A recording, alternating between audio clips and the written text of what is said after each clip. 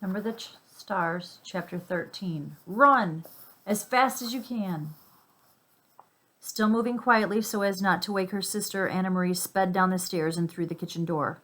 Her foot caught the loose step and she faltered for a moment, righting herself, then dashed across the ground to the place where her mother lay. "Mama!"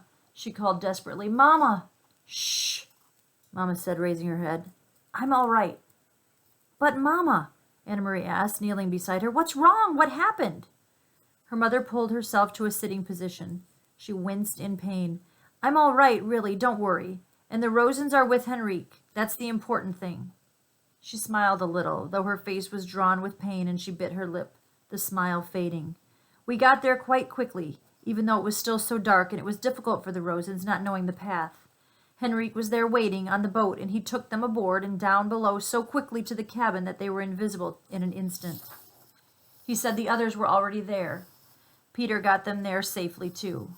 So I turned and hurried home. I was so anxious to get back to you girls I should have been more careful." Talking softly, she brushed some grass and dirt from her hands.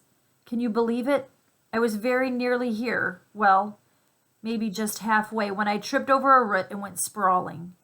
Mama sighed. "So clumsy," she said, as if she were scolding herself.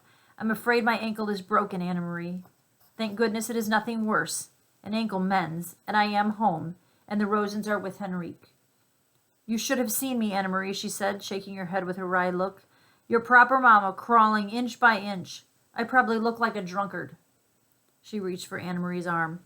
"Here, let me lean on you. I think if you support me on this side, I can make my way up to the house. Goodness, what a clumsy fool I am.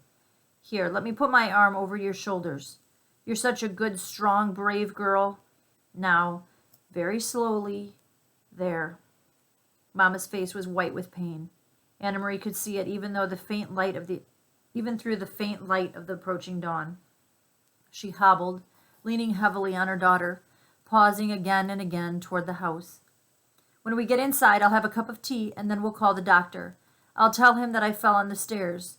You'll have to help me wash away the grass and twigs. Here, Anna Marie, let me rest for a minute." They had reached the house, and Mama sank down to the steps and sat. She took several deep breaths. Anna Marie sat beside her and held her hand.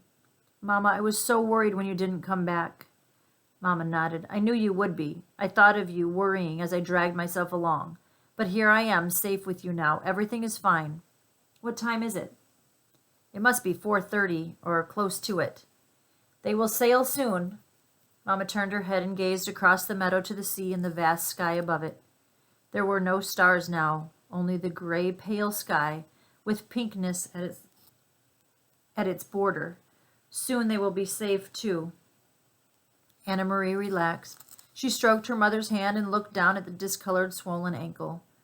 "Mama, what is this?" she asked suddenly, reaching into the grass at the foot of the steps. Mama looked. She gasped. "Oh, my God," she said. Anna Marie picked it up. She recognized it now, knew what it was. It was the packet that Peter had given to Mr. Rosen. Mr. Rosen tripped on the step, remember? It must have fallen from his pocket. We'll have to save it and give it back to Peter. Anna Marie handed it to her mother. "Do you know what it is?" Her mother didn't answer. Her face was stricken. She looked at the path and down at her ankle. "It's important, isn't it, Mama?" "It was for Uncle Henrique. I remember Peter said it was very important. I heard him tell Mr. Rosen." Her mother tried to stand but fell back against the steps with a groan. "My God," she murmured again. It may all have been for nothing." Anna Marie took the packet from her mother's hand and stood. "I will take it," she said. "I know the way, and it's almost light now. I can run like the wind." Mama spoke quickly, her voice tense. "Anna Marie, go into the house and get the small basket on the table. Quickly, quickly. Put an apple into it and some cheese. Put this packet underneath. Do you understand? Hurry." Anna Marie did instantly as she was told. The basket, the packet at the bottom. She covered it with a napkin, then some wrapped cheese, an apple. She glanced around the kitchen, saw some bread, and added that. The little basket was full. She took it to where her mother was. "You must run to the boat. If anyone should stop you—" "Who would stop me?" "Anna Marie, you understand how dangerous this is? If any soldiers see you, if they stop you, you must pretend to be nothing more than a little girl. A silly, empty-headed little girl taking lunch to a fisherman. A foolish uncle who forgot his bread and cheese. Mama, what is it in the bottom? But her mother still didn't answer the question. Go, she said firmly. Go right now and run as fast as you can.